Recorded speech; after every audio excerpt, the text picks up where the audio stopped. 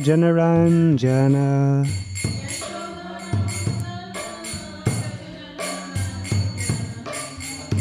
Yamunatira Vanachari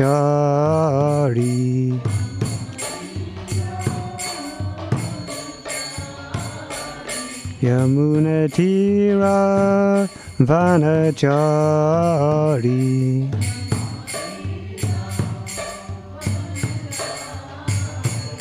Jaya Radha Madhava Kunja Bihari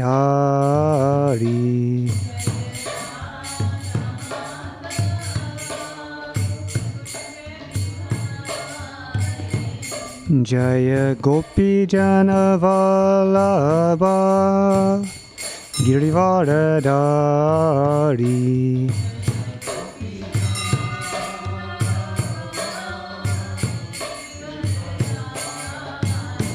Yasodanandana Vraja Janaranjana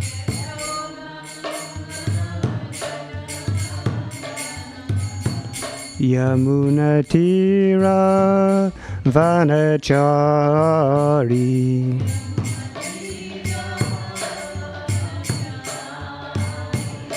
Jaya Radha Madhava Kunja Bihari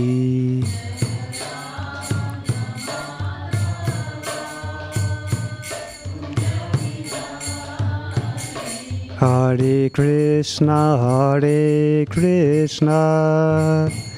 Krishna Krishna Hare Hare Hare Rama Rama Rama Hare Hare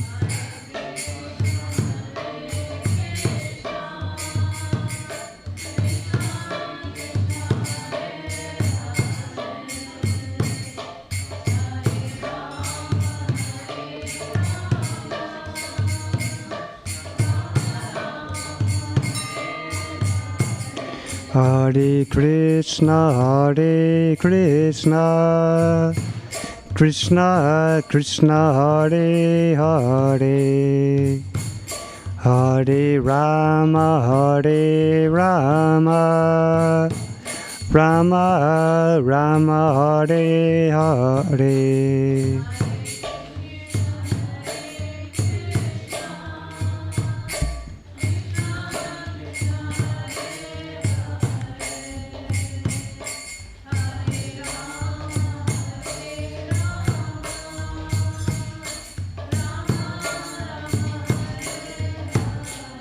Hare Krishna Krishna Krishna Hare Hare Hare Rama Rama Rama Hare Hare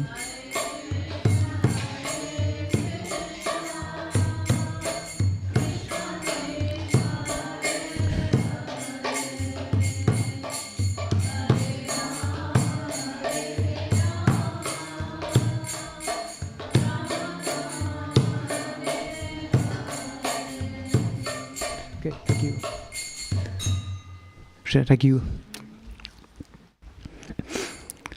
Om Gyanatimriyandasya Gananjana Salakaya Chakchurun Militanyena Tasmai Shri Guruve Namaha Namo Vishnu Padaya Krishna Pristaya Bhutaye Srimate Bhaktivedanta Swaminiti Namine Namaste Saraswati Deve Gauravani Pracharne Nirvishesha Sunyavadi Brasyatya Desatarne Jai Shri Krishna Chaitanya Prabhu Nityananda Shri Advaita Gadadhar Shrivasadi Gaura Bhakta Vrinda Hare Krishna, Krishna Krishna, Hare Hare, Hare Rama, Rama Rama, Hare Hare.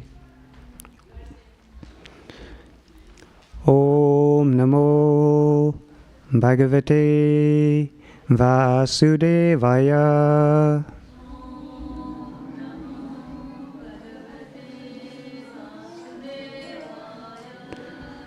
Om Namo Bhagavate Vasudevaya.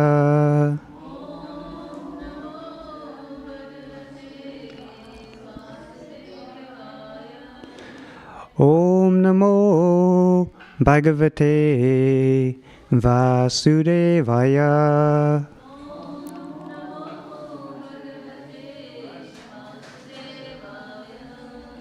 Thank you. I'd like to seek your blessings and also to those who may be listening online so that I might be able to speak something worthwhile on this special occasion that is Gita Jayanti. Vancha kalpa trubescha kripa sindhubevacha patitanam pavanebhyo vaishnavebhyo namo namaha.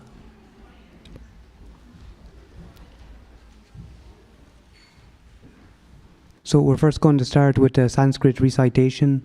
This is chapter 14, text number 21.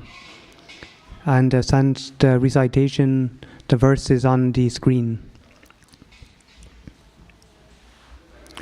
Arjuna uvacha Karlingastrin gunanitan Atito bhavati prabho Kimachara katam chitams Tringunan ativartate. Arjuna uvacha Kerlingas Trigunan etan Atito bhavati prabhu Kimachara katam chetams Tringunan ativartate. Arjuna uvacha Karlingas Tringunan etan Atito bhavati prabhu Kimachara katam chetams Tringunan ativartate. Arjuna uvacha Kerlingas Tringunan etan Atito bhavati prabhu Kimachara katam chetams Tringunan ativartate. Would anybody like to try the Sanskrit recitation?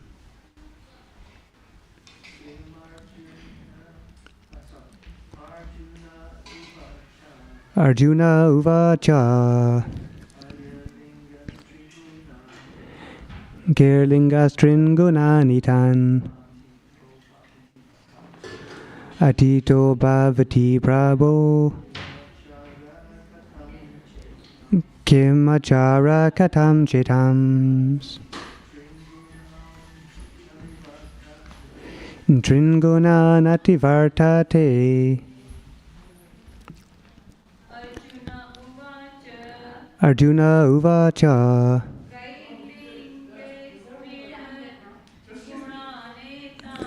Kerlingas Tringunanitan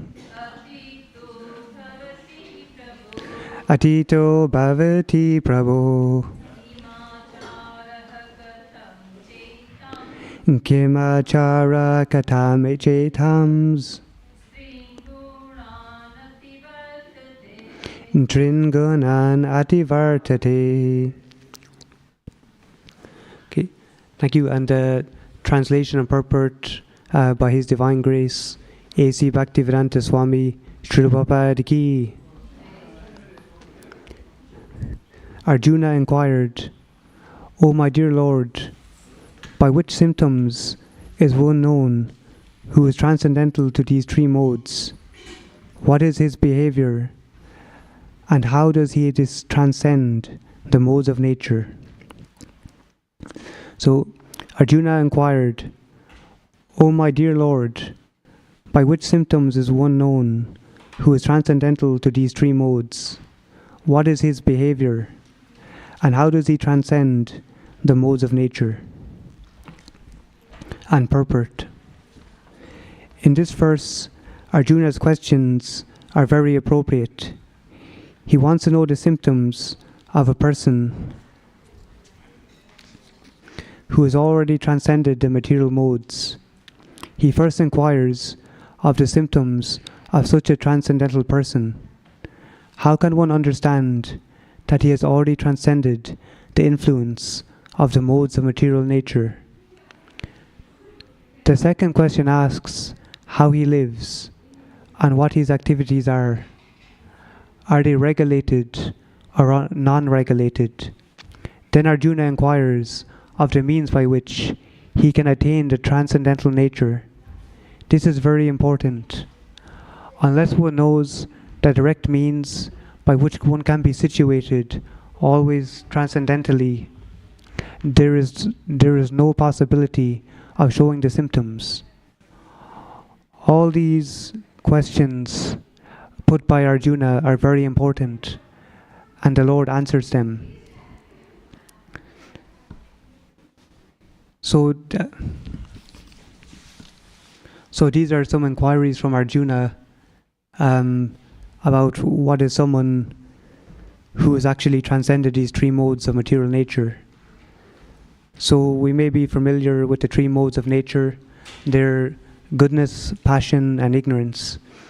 Those in the mode of goodness, they're more inclined towards philosophical pursuits. They're the people who are more inclined towards education and things like this. Those in the mode of passion,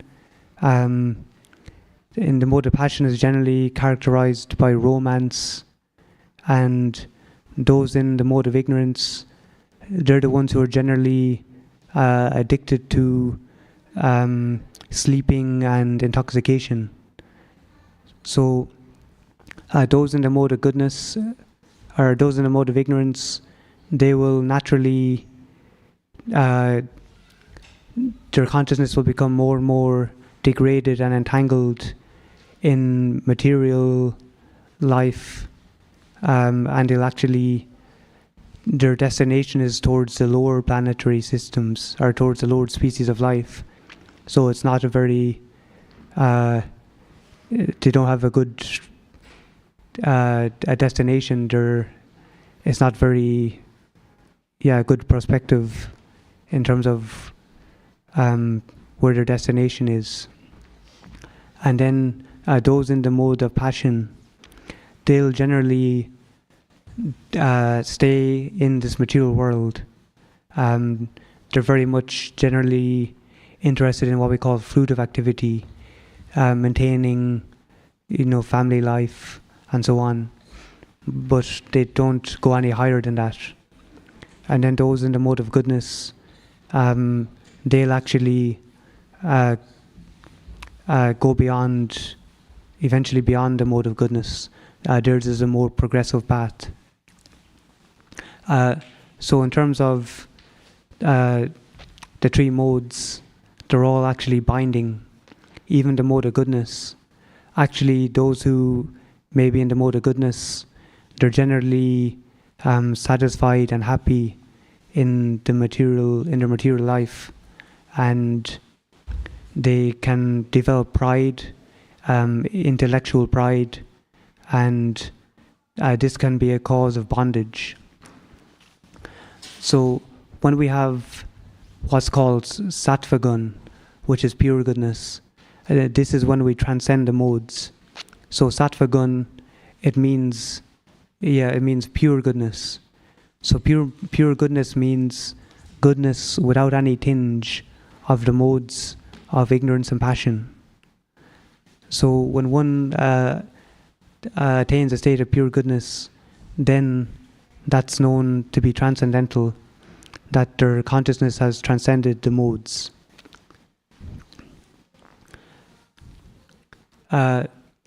So this is naturally the state in which we all want to try and attain. So it said in the Bhagavad Gita, Yamamcho Vabhyar Charena. Sorry, I can't remember the Sanskrit. Margananta Atmana. So basically, when we engage in devotional, Mamcha yo vabhicharena bhakti yogena sevate sagunan samatityetan brahma bhuyaya kalpate. So it says, when we engage in devotional service, we immediately transcend the modes of material nature. So this is what's so special about the Bhagavad Gita.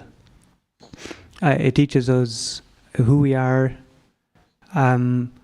what's our relationship, who is the Supreme, what's our relationship with the Supreme, and how do we actually achieve the goal of life. So it describes that this individual living entity, we're the jiva, the individual soul. It deals with 5 different subject matters. The individual soul, which is ourselves, the Supreme Lord, who is the super soul, and then this material energy, the material nature, which is prakriti, and then karma, which is work, or action, and then kala, which is time. So it's these 5 different themes of the Bhagavad Gita, and all these different themes put together is how this whole creation functions. So there's 3 different aspects in devotional life: sambandha, abhigeya, and prayojana. Sambandha is our relationship with the Supreme Lord, and then abhigeya is the process, and then prayojana is the goal. So naturally, the goal is achieved through devotional service. And Krishna, he spoke all this truth, this Bhagavad Gita, to Arjuna on the battlefield of Kurukshetra. So that was over 5,000 years ago. So there were 3 brothers, Pandu, Dhritarashtra, and Vidura. Pandu, his sons were known as the Pandavas: Arjuna, Bhima, Sahadev,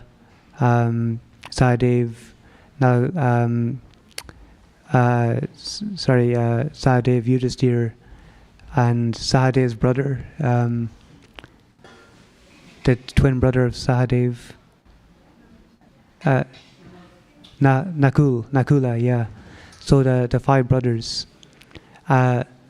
So then, if I'm sure you know, then that there was Dhritarashtra's son was Duryodhan. So Duryodhan, at the very moment that Duryodhan was born, there was inauspicious omens, such as like the howling of jackals and all these different things. So much so that it was predicted, Shri Shri Radha Gokulananda ki, Shri Shri Sitaram Laxman Hanuman ki, Shri Shri Gaurnitai ki. So much it was predicted that this child, Duryodhan, he's actually going to be the downfall of the entire dynasty, at the end of the dynasty. So for this reason, that due to the inauspicious omens surrounding the birth of Duryodhan, he was actually, Dhritarashtra was asked by all his advisors to actually just to kill Duryodhan, to discard of this child, because it's okay to actually sacrifice, a child, one person for the sake of a family for the sake of a village, and so on. This was the philosophy that is actually for the greater good of everyone, that we sacrifice this child. But Dhritarashtra, he was very much attached to his fatherly affection, and he was unwilling to simply just to discard his own child or progeny, and for this reason, Duryodhana, he continued living with Dhritarashtra, and he grew up in the kingdom. So Dhritarashtra was ruling the kingdom. He was blind, and eventually Duryodhana, he had so much sway, and that actually it was Duryodhana who was really beginning to actually rule the kingdom. And he was always antagonistic due to envy of his cousins, and he was always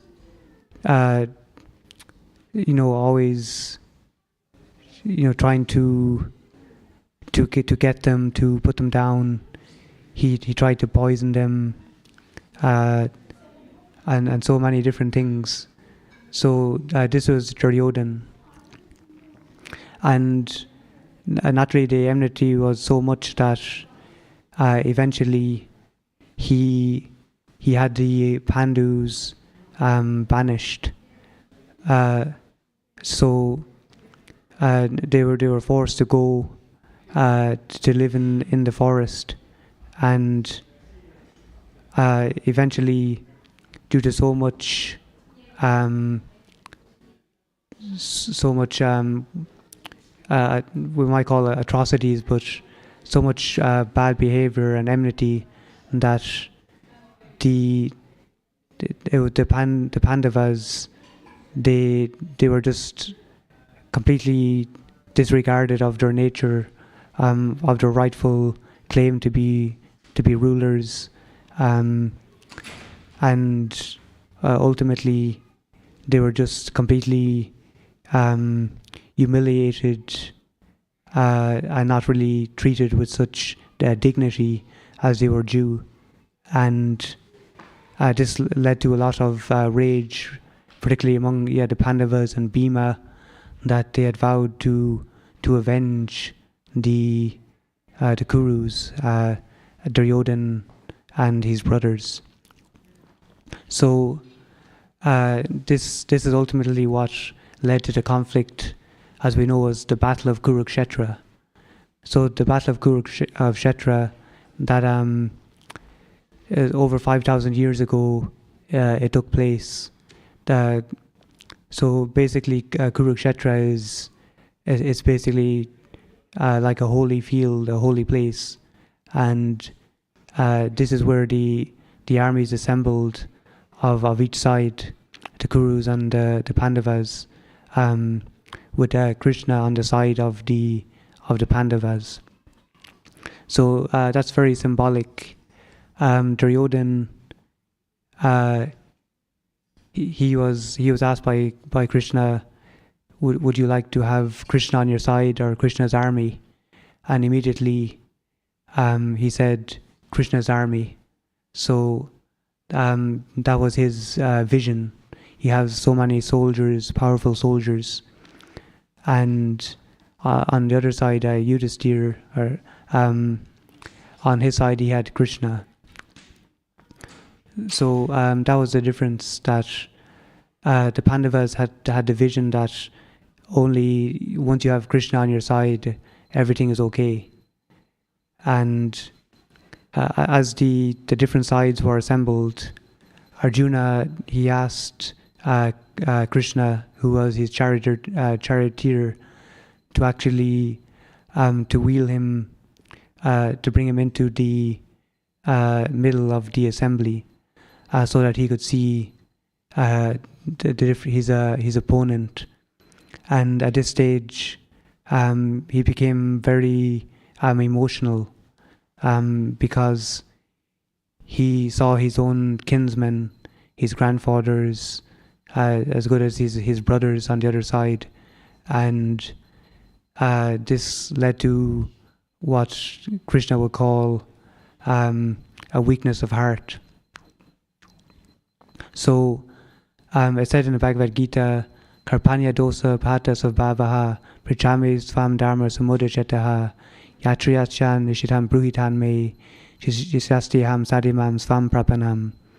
That Arjuna, he's lamenting in the middle of the battlefield, and he states, due to this miserly weakness, he has lost all composure. And in that stage, he surrenders unto Krishna and says, I am now your disciple. Please instruct me as a soul surrendered unto you. So that's a turning point. And that's really the what this Bhagavad Gita instructs us, that ultimately we have to surrender unto Krishna. It tells us of our relationship with Krishna and of the process. So if you can tell me in this day and age, what is the process for surrendering unto Krishna? What has Krishna brought to us for this time, in these times? Yes, to chant the holy name. So it said in the Bhagavad Gita, Sasatam kirtayantum I'm always chanting my glories, Nitya Yuktya Upasati. So over 500 years ago, Krishna actually appeared for this particular age. Over 5,000 years ago, when Krishna left the earth, immediately that was the beginning of Kali Yuga. So a different age, a darker age. So Krishna then, he appears again as Lord Sri Chaitanya Mahaprabhu. And Lord Sri Chaitanya Mahaprabhu is the Yuga avatar. So it's Krishna and Krishna in the form of a devotee. And he gives us the process for this age, which is the chanting of the holy name. So it's a very more simplified process. We're not as qualified as we were in previous ages.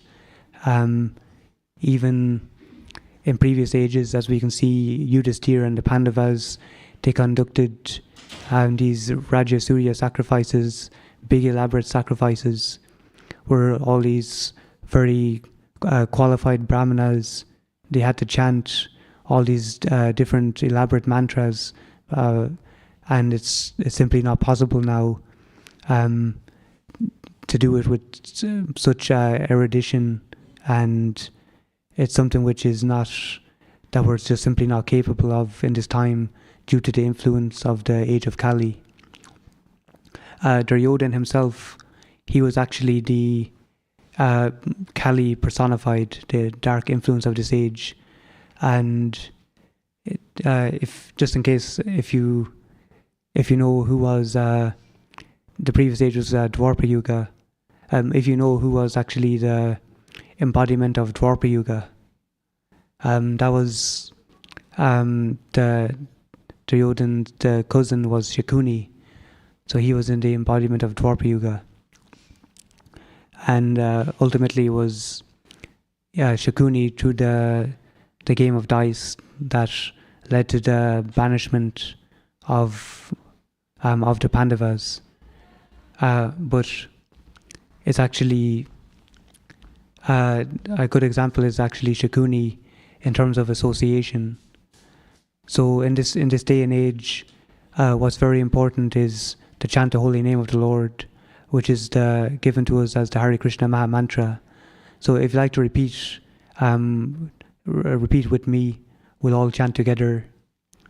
Hare Krishna, Krishna Krishna, Hare Hare, Hare Rama, Rama Rama, Hare Hare. So the chanting of the holy name is the process for this age, and through the actual association of the devotees, the process is made much easier. So it's said that we are the company we keep, and naturally, if we keep in the association of devotees, where we don't get distracted from our Krishna consciousness, it's naturally, with devotee association, it creates an environment which is naturally conducive to practice devotional service. So that is one aspect of devotional life, is to actually to keep good association in terms of devotees. And this is something which just makes the process so much easier. Naturally, when we don't have devotee association, our consciousness can naturally just become engaged in things which are not so productive or not so fruitful. And in this verse, it mentions about regulations. Srila Prabhupada mentions in the purport. So one who is naturally transcendental to the modes of nature, they go beyond the regulations. So naturally, we all have to actually practice the regulations. We're not above the regulations, and the regulation is actually called Veda Sadhana Bhakti. So this is when we practice devotional service. We practice a regulated lifestyle. So this is to actually help us, guiding posts, so that we can actually make the most of devotional life. So this is to help us. Ultimately, there's one rule which is called the golden rule, and that's to always remember Krishna and to never forget Krishna. So this is the most important thing, to always chant. By chanting Krishna, we remember Krishna, and it's that simple. When we chant the Hare Krishna Maha Mantra, we're actually pleading or praying, "My dear Lord, please engage me in your devotional service." So the chanting is actually what is the essence of the Bhagavad Gita. It's to awaken that innermost relationship with Krishna, and it's ultimately it's become unmotivated. Anya bila sita sonyam janma karmadi anarvatam anukulyena anukulyena bhakti uttama. That naturally the goal is to become completely free from all other motivations, and to just whatever we do, we have to just perform for the satisfaction of Krishna. And this is very, very practical, even in everyday life, in our day-to-day jobs. Everything is not different than devotional life. It's that everything has to be dovetailed towards Krishna. So there are three different topics in the Bhagavad Gita. They are Karma Yoga, Jnana Yoga, and then the essence, which is Bhakti Yoga. So even when we have Jnana Yoga, which is knowledge, scriptural knowledge, those who are actually looking for knowledge, and then we have Karma Yoga, which is action. So naturally, when we have karma and jnana, but when we have Karma Yoga and Jnana Yoga, when they're dovetailed in terms of our bhakti in devotional service, then that's when they actually become devotional. So bhakti is the essence, but bhakti can pervade everything. I'd like to ask if there's any questions at this point.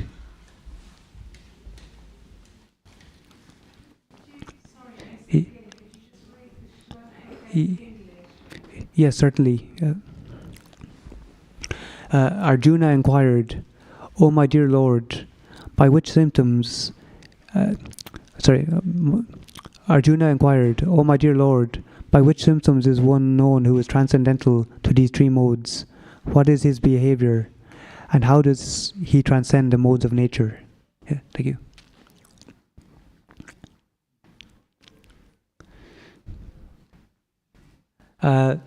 So I would like to ask if there are any more questions.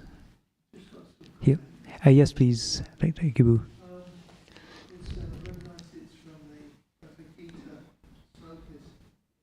Manor, and you described the divine nature of the yoga, and also there's the opposite. It says here the divine nature. It says fools deride me when I descend in human form. They do not know my transcendental nature as the supreme Lord of all. And it's eventually through the process of practical yoga we get to know. You talked about stages, and then it says here Mahatmas Maranas Mam Daivi Pratim Navajanti Patanya Namasa Shinapra Putanam Abhyayam. It says, O son of Krita, those who are not the great souls are under the protection of my divine nature, like Arjuna was. He chose Krishna. They are fully engaged in his devotional service, and they know Krishna as the supreme personality of Godhead, original and inexhaustible. But also, Krishna shows that he also likes to serve his devotee, like being the chariot driver, which is a nice thing. It's a sort of a touching situation. He liked to serve his own devotee. Thank you very much, Prabhu.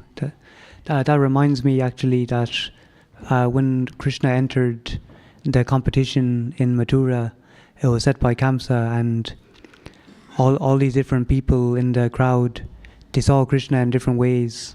The gopis saw Krishna as the most handsome. Kamsa saw Krishna as death personified or fear personified, and of course the devotees saw Krishna as as the supreme, very exalted, and even there are those who just saw Krishna as someone very foolish, and so it's to many different people, depending on their consciousness, they can appreciate Krishna. And this is very true even of the Archa Vigraha, Krishna on the altar, that some may just see a statue, a stone, marble, and others will directly perceive Krishna standing in front of them. So it's all depending on our consciousness, but it's a journey, and it doesn't just happen overnight. It takes time and endeavor. Of course, maybe it can happen instantly if we're sincere. So ultimately, it's down to our own sincerity. One of the actual, in terms of attaining transcendence, of attaining actual the highest, in terms of the highest relationship with Krishna, how we can actually awaken a genuine love for Krishna. It says we have to be greedy. So ultimately, we have to actually be greedy to attain Krishna. We have to want nothing else, and be completely resolute in our determination. So we're going to we have a few more minutes. there's actually maybe just I'd like to tell while we have some time, I'd like to tell just a different pastime from Krishna book. Is actually when Krishna also when he went to Mathura, there was 3 personalities that he met. So the first personality, that person was the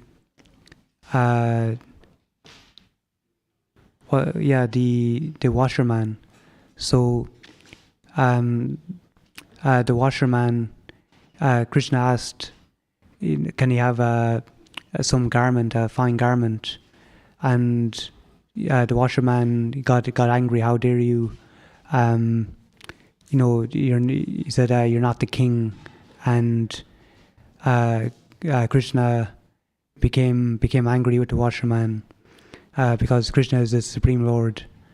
And he actually severed the washerman's head instantly with his fingers. And then immediately after that, so the washerman, he still actually, even though he was materially motivated, just being killed by Krishna he achieved liberation. But he didn't attain anything higher, he just got liberated. And then after that, Krishna met the tailor. So the tailor was very much in a mood of service. And he offered, he actually made 2 fine suits for Krishna and Balaram, 2 fine garments.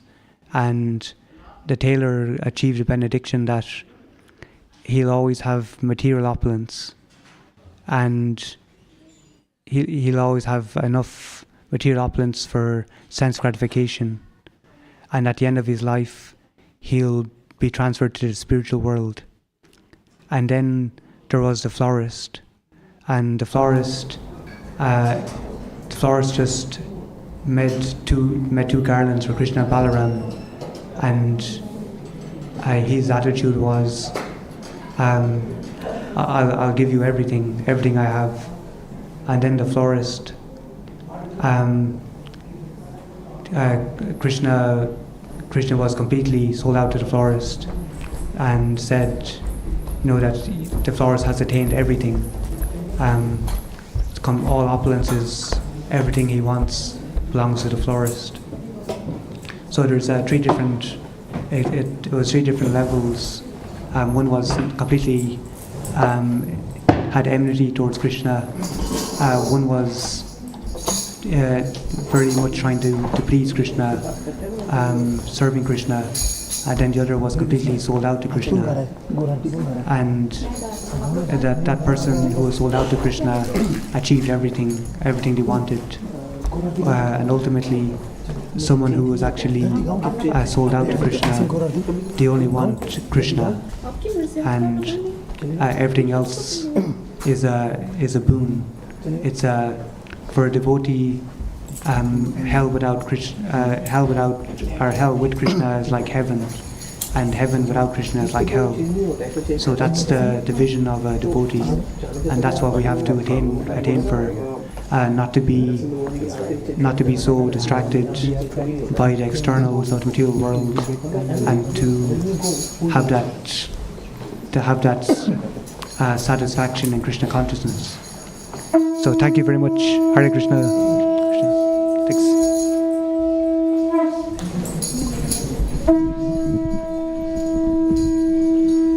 Thank you, Damodar Prabhu ki jai ho. Hari Bol.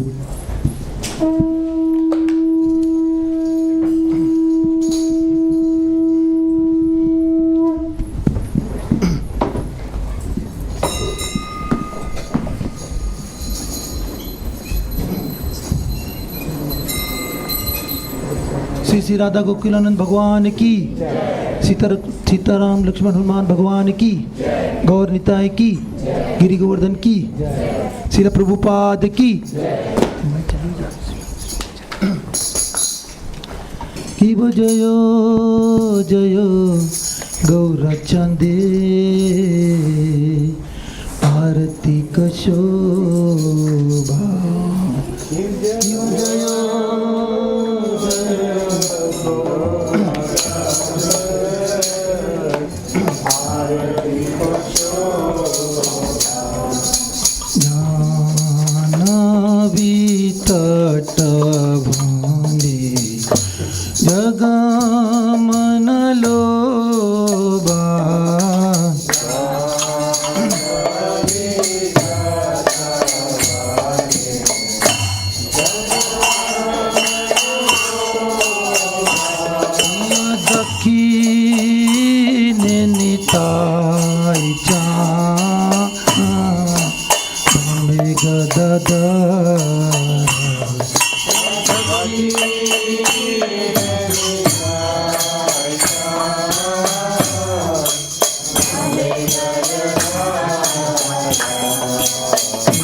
कटे अद्वैत श्रीनि वास छत्रधार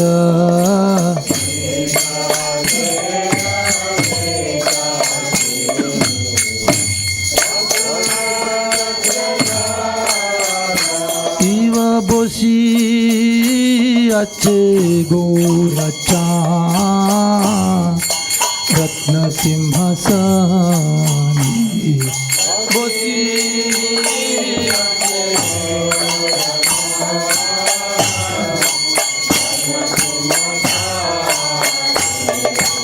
आरती कोरे ना ब्रह्म आदि देवगाने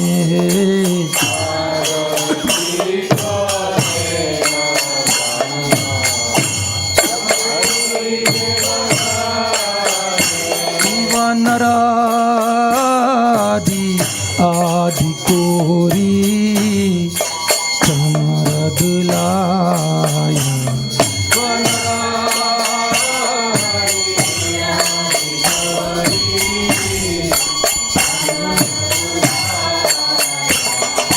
संजय मुकुंद बासु घोष आदि गाय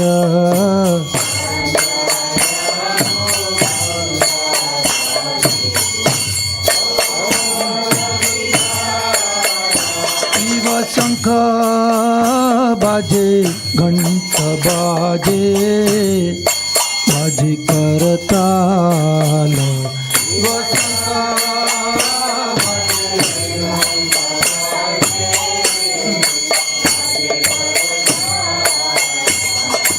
माधुरा मृदंग बाजे परामरसाल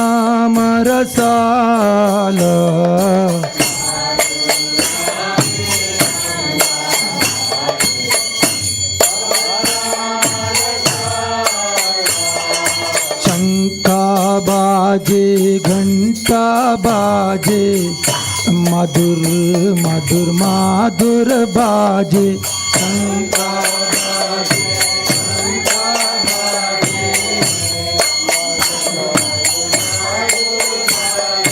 शंखा बाजे घंटा बाजे मधुर मधुर माधुर बाजे शंखा बाजे घंटा बाजे माधुर माधुर माधुर बाजे शंखा बाजे घंटा बाजे मधुर मधुर माधुर बाजे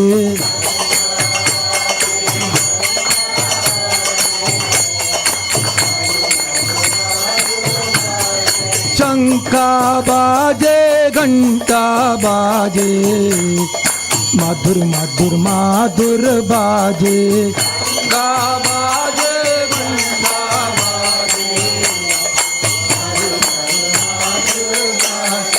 माधुर माधुर माधुर बाजे माधुर माधुर मधुर बाजे माधुर माधुर माधुर बाजे बोल हरि बोल नित्य गौरा हरि बोल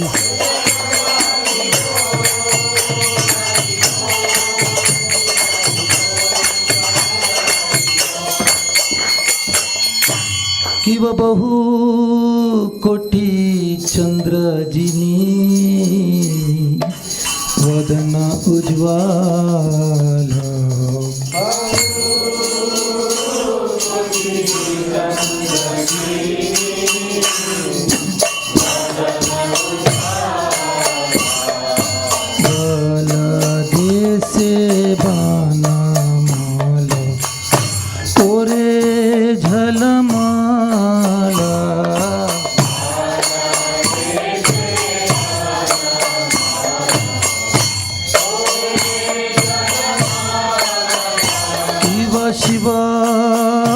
भिक्षुक नारद प्रेम गदगद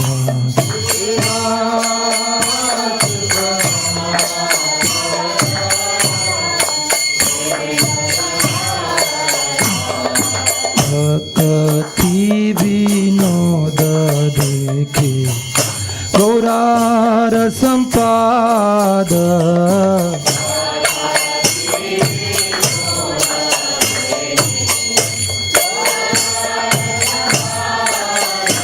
शिव जयो जयो गौरा चांदे आरती को शोभा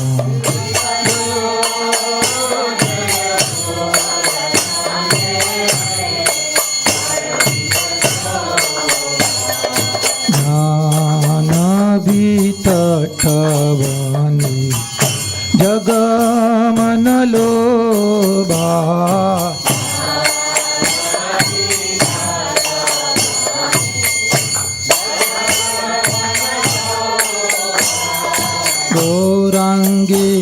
गौरांगेरारतिक शोभा जग जनमन लोभा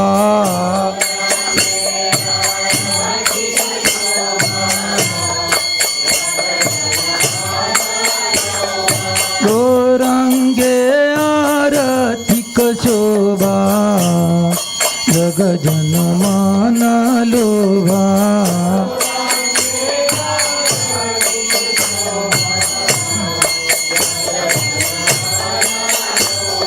गौरांगे आरतिक शोभा जग जनमन लोभा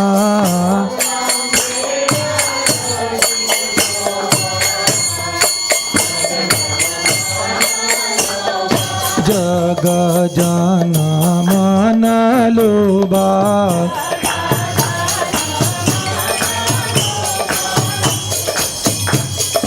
जग जनमन लोभा बोल हरि बोल नित्य गौर हरि बोल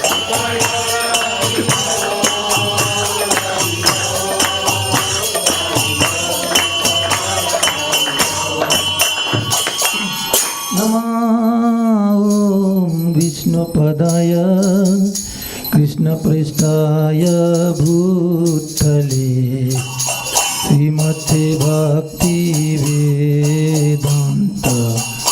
स्वामी निति नामिने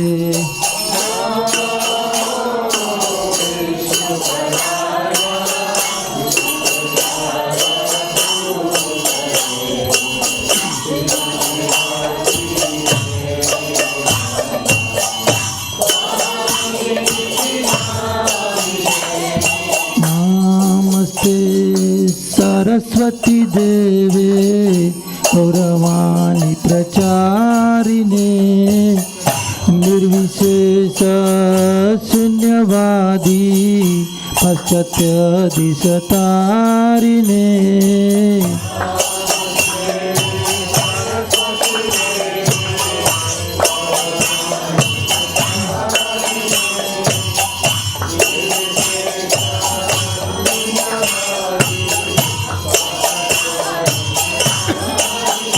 जय श्री कृष्ण चैतन्य प्रभु नित्यानंद श्री अद्वैत गदाधर शिवासादि गौर भक्तवृंद जय Shri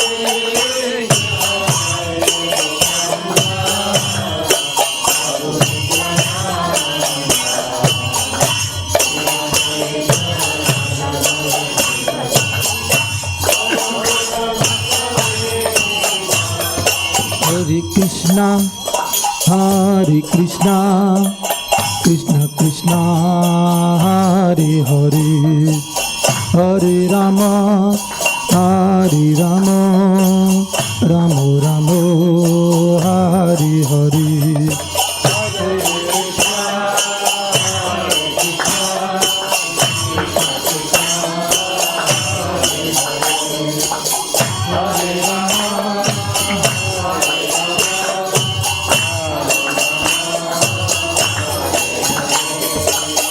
Hare Krishna,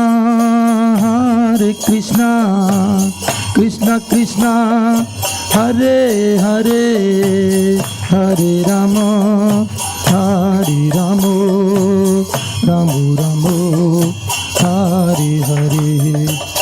Hare Krishna, Krishna Krishna, Hare Hare,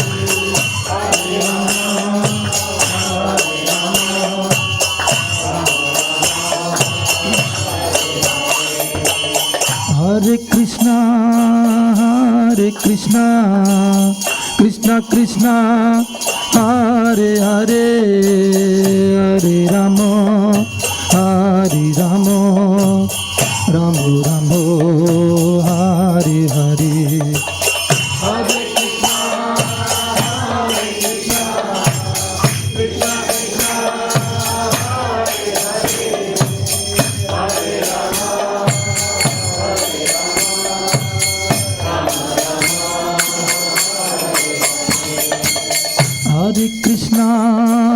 Hare Krishna, Krishna Krishna, Hare Hare, Hare Rama, Hare Rama, Rama Rama, Hare Hare.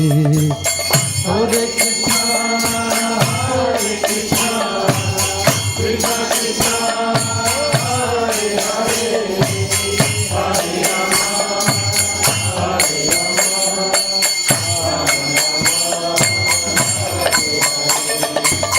Hare Krishna, Krishna Krishna, Hare Hare, Hare Rama, Hare Rama, Rama Rama, Hare Hare.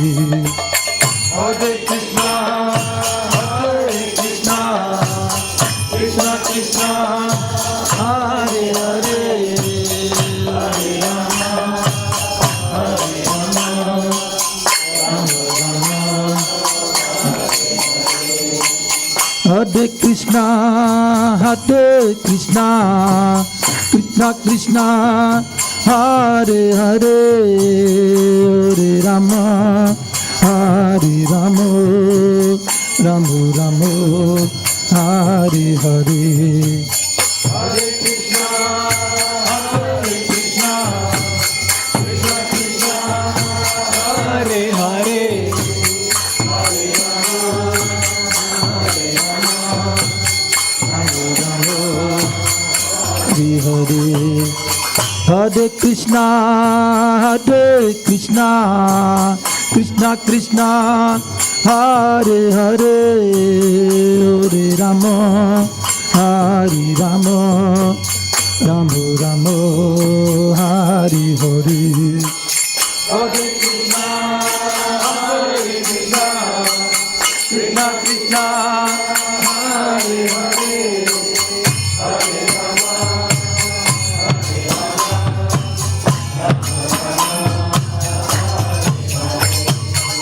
Hare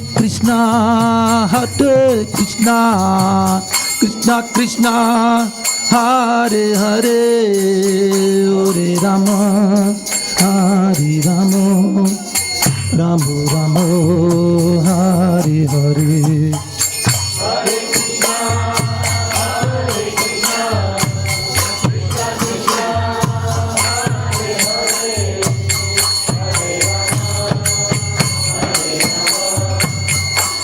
Hare